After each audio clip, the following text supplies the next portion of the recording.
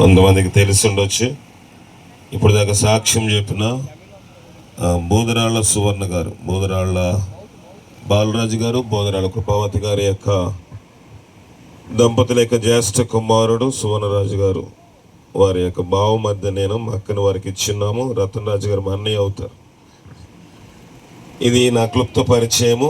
మరి నాకు ఇచ్చిన సమయము 2 లేక 3 అన్నారు, ముగిస్తాను. అలాగే ఇక్కడ చెప్పబడిన రాయబడిన వాక్యము యెషయా గ్రంథము 12వ అధ్యాయము 4వ వచనము. యెషయా 12:4.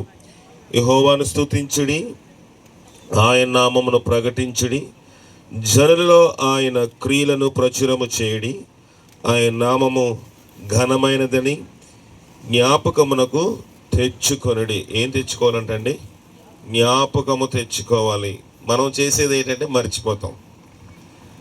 ఇక్కడ ఈ కూటమి ఏర్పాటు చేయకపోతే వారు కూడా ఏం తెచ్చుకోలేనట్టు? ఎవరిని జ్ఞాపకము? యెహోవా నామమును ఏం చేయాలంట? ప్రకటించి జ్ఞాపకము చేసుకోవాలి. ప్రకటించడం అంటే అందరూ ప్రకటన చేస్తాము. ఈ రీతిగా స్తుతి కూడిక పెట్టకపోతే, ఈ రీతిగా ఇలాంటి ప్రార్థన కూడిక పెట్టకపోతే వారు మర్చిపోతాం. ఎందుకు మనం జ్ఞాపకం చేసుకోవాలి? బైబిల్లో ఒక వ్యక్తి మర్చిపోయాడు. దాన్ని చూద్దాం. చూడండి, ఆదికాండము 40వ అధ్యాయము 23వ వచనము. ఎవరైనా చదవగలిగితే చదవండి, లేకపోతే నేనే చదువుతాను. అయితే పానదాయకుల అధిపతి యోసేపును జ్ఞాపకము చేసుకొనక అతన్ని మరిచిపోయాను. ఎవరు మర్చిపోయారంట? ఎవరు మర్చిపోయారు? యోసేపుని పానదాయకుల అధిపతి మర్చిపోయాడు. ఎందుకు గుర్తు చేసుకోవాలి? ఈయన మనందరికీ వృత్తాంతము తెలుసు. జైల్లో ఉన్నప్పుడు ఈ అధికారికి ఒక కల వచ్చింది.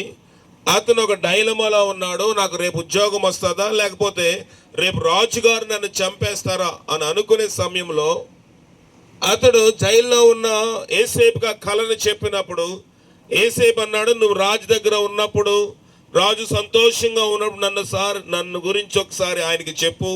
నేను తప్పుడు కేసులోని ఇక్కడికి వచ్చానని చెప్తే, ఎందుకు నేను ఖచ్చితంగా నేను జ్ఞాపకం చేసుకుంటాను అన్నాడు. కానీ ఏం చేశాడంట? మరిచిపోయాడు. ఎందుకు మర్చిపోయాడంటే అవసరం తీరిపోయిన తర్వాత అందరం మర్చిపోతాము.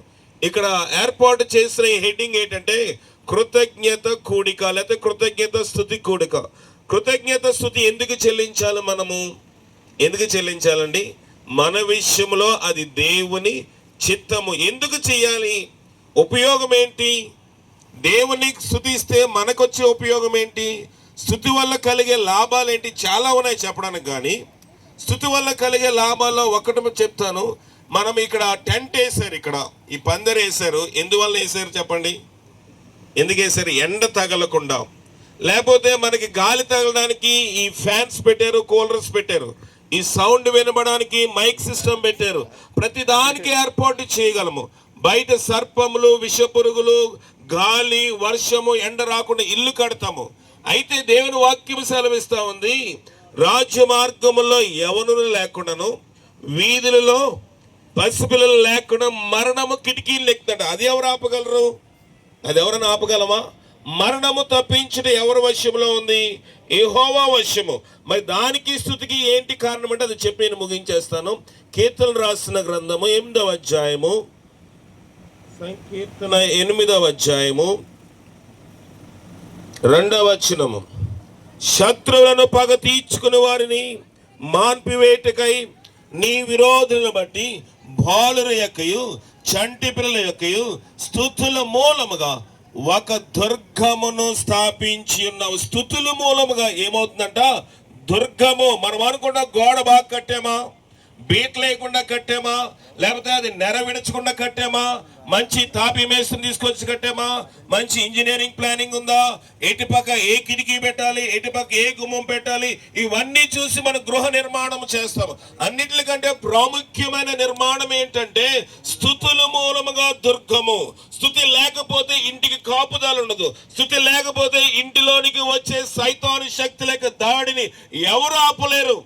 అందుకే లోకంలో అన్యులు ఏం చేస్తారంటే వారికి సైతాను శక్తులకు దాడి రాకుండా ఉండాలంటే తాడు కడతారు, తాయెత్తు కడతారు, పోంగు కడతారు, ఇంకేమైనా చేస్తారు. కానీ క్రైస్తవులకి అవి చెల్లుబాటు అవ్వవు. క్రైస్తవుడు చేయవలసిన ఒకే ఒక పని ఏంటంటే స్తుతులు చెల్లించాలి.